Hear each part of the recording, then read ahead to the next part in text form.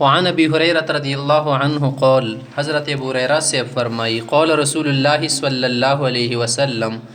آپ صلی اللہ علیہ وسلم فرمائی، اتقوا اللاعنین، دوا قسم شیون دی کانا لعنتی دی دی وجنه سړی باندې لعنت کیږي دی نه ځون ساتایو. اتقوا اللاعنین تسنیه ده. قالو صحابه تاسو کو وما اللاعنان یا رسول الله کوم د شیون دي څنګه چې کی سړی باندې لعنت سبب جوړیږي؟ قال وی فرمایلو نمبر 1 الذي يتخلى في طريق الناس او في ظلهم، یو خو هغه د څه د خلکو په لیارې کې یا سیوري ځای کې چې کی خپل حاجات پوره کوي کنه د سره به خال در باندې لعنت کې يتخلى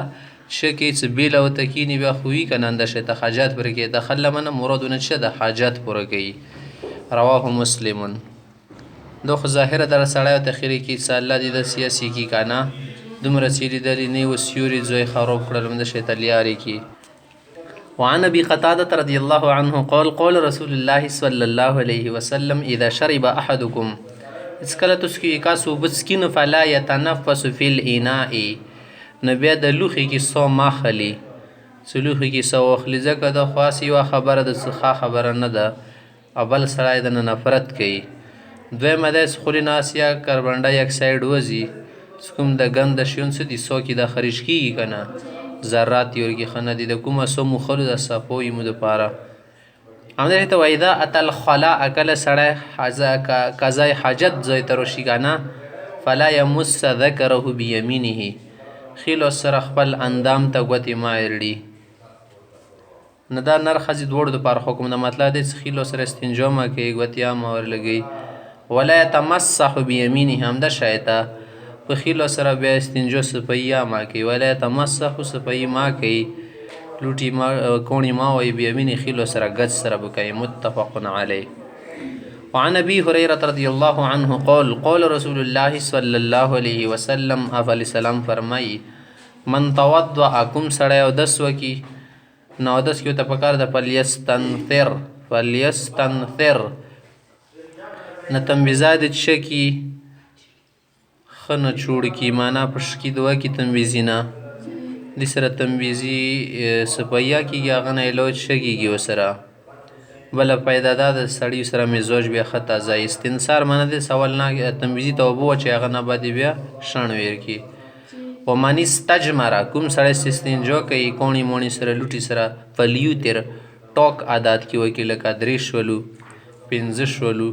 نور د څه واجب خبره نه ده، خاص سنت مستحب طریقه د 3 کوڼي استعمال کی 15 د شی د طریقه وکړي. متفق علیه. وعن انس رضی الله عنه قال كان رسول الله صلی الله علیه وسلم يدخل الخلاء، پیغمبر علیه الصلاة والسلام به خلا ته ننوتو کوم حاجات زوی وکنه. انس فرمایي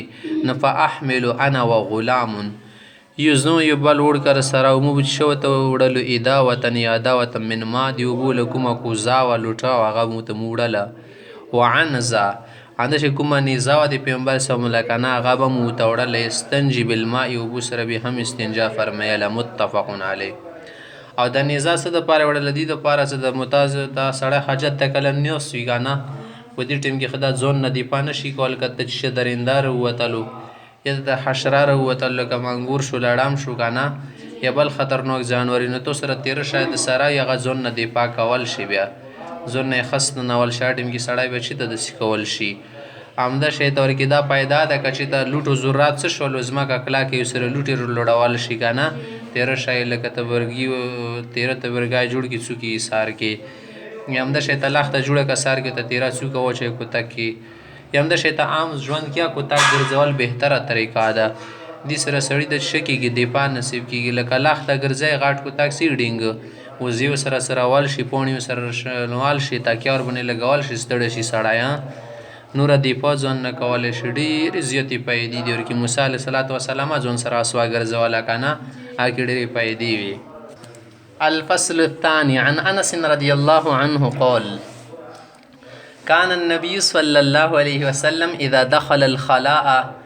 دیس کله پیغمبر علیه صلات وسلام به قضای حاجت ولا زوی ته تلله د خیلېدله معنا څه کله دي زوی ته به ارادې شوه نږدې شو نه نزع خاتمه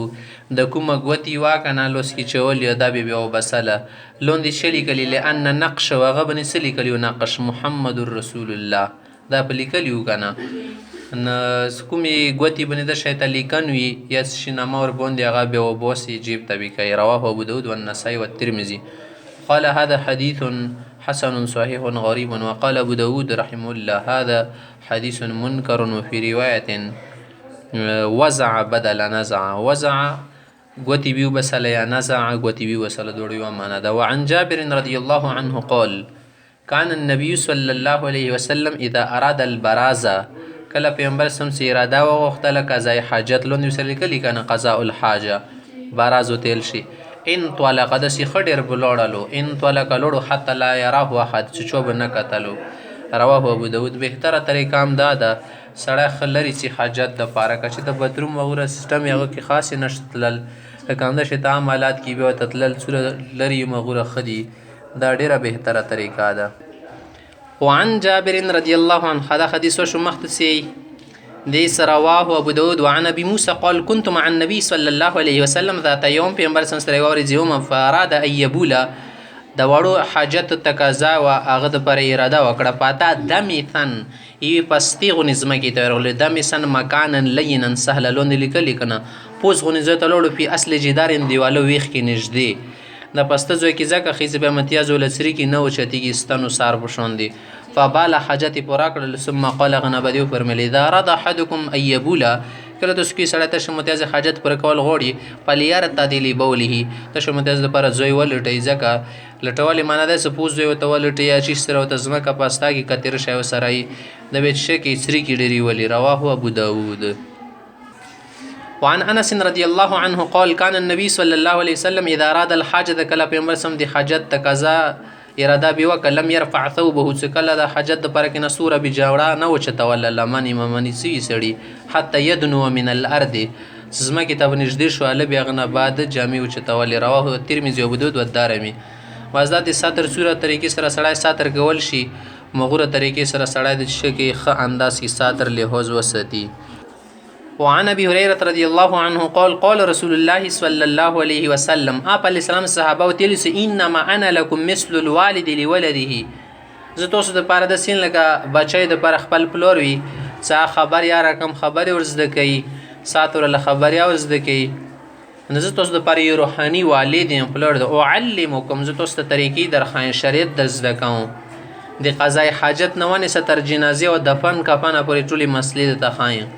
یو مسله د داخه اذا تیتم الغائط سکل حاجت د پر لور شي غائط اصل کې غزمه کې تل شي کومه ټیټه زما کسي بوره سدي خو ته سړی حاجات پر کې مرادونه شه د حاجات پر کول د کله سړی لور شي نه فلا تستقبل القبلة قبله طرف ته مخ ما کوي ولا تستدبروها شو ته ما کوي و امر غنه بعد پیغمبر سم به د امر ور کو بسلاسه احجار صدر کام نه کام درې کونی خستملوي ونهى عن الروث او بیا پیغمبر سمان او فرمایله څه غشایش ولو پچ شولې وغیرہ دا شون شمع کوي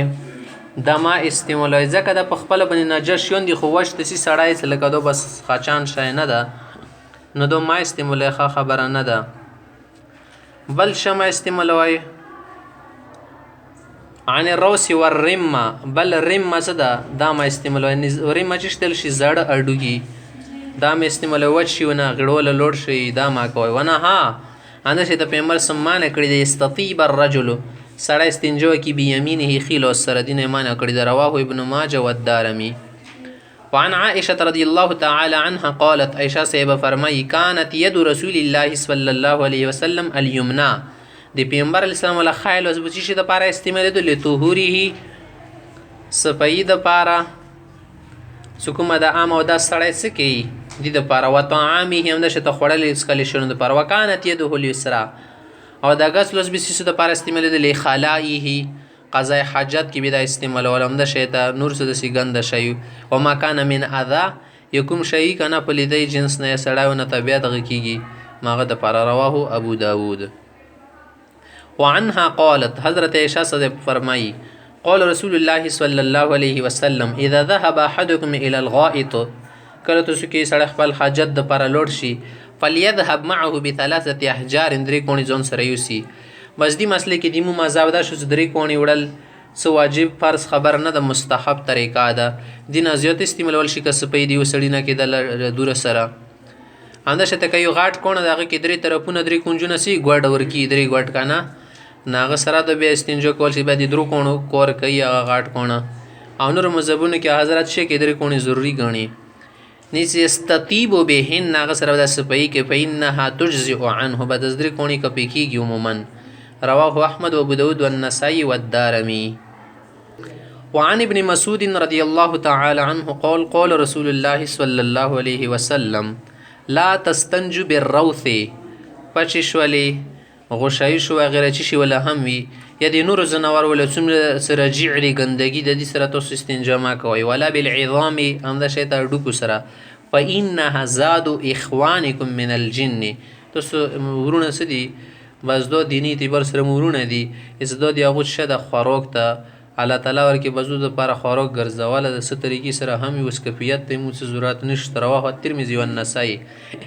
الا انه لم يذكر انما زاد اخوانكم من الجن. هغه ځای کې داسې نه راغلي بل ځای کې تر نسایي روایت کې. وعن رويفع بن ثابت قال قال رسول الله صلى الله عليه وسلم پیغمبر سمې پر کې رويفي تل سیا رويفع لعل الحياه ستطول بك بعد کېدای شي مونږ به تو ژوند وګد شي ته به ژوندی وې زه به نه و که نه. لعل الحیات کېدای شي دا ژوند ستطول بک تو باندې اوږده شي د زندګۍ بعد مون ورسته.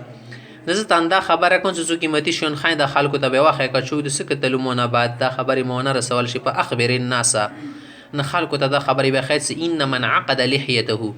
کوم سړی ګیرې کې شوه کې ګانډې وچوي صحیح ده او تقلد وطرا یا چې شوه کې د لیندۍ وله کوم تانت ده د لیندۍ وله کوم لبړونه څه دي انده شی ته یو لیندي دي ویشتل شي سره غشي هغې کوم د وتر وي هغه تیل شي ورکې پړه غونې وي مزه غوندې هغه سره غشي ویشتل شي. که دو څه عقیدې باندې چوه تړلو څه د یارې دې سره موته څه کېږي بیا ورسره خیر رسېږي یا نقصان ورسره ختمیږي. او استنجه برجیع دابة یا سړی د استنجا کې د ځناور ولا متیازو سره و عزم یا ډوکي سره کوي. فإن محمدا منه بریء هغه نه زه خفه یم د ستړي نه د ستړي نه زه بري یم زه نه څه یم بېزاره یم. رواه ابو داود. نه ګیرې کې ګانډې چول څه معنی د مخکې خلکو ورکې للو ناپېرلو غرور دپاره لکه فرعون شو نمرود شو که نه دو په د خپلو ګیرو کې کنجه کې منجه کې د قیمتي لول جاهر ماهر سي دا به ورکې پیرلو دوی باندې به غا کولو فخر انده شی ته کورې شو زمانه څه وه د جاهلیت ولا هر ټایم کې به خلکو انده شی ته ورکې کولې دا سنت خلاف طریقه د ګیرې کې د شوګدتونه نه کوي. ګیره په خپل حالات باندې پرېږدي ای ښځو وله ددونه به نه کوي د زنه ښځې شته که نه زنه کمون وله د خپلو کاوڅو کې شي چې داسې کنجه کې منجه کې شي خبر پسې د تقلد وطرن څه وتر چې شي کې پړه مړه وي یا بل شي عقیده یې تړلي بس وتړي چې شا کول شي خو بس یې غلطې عقیدې په نیت باندې بل خاصې معلومه خبره ګندګۍ سره استنجا کول جایز نه دي.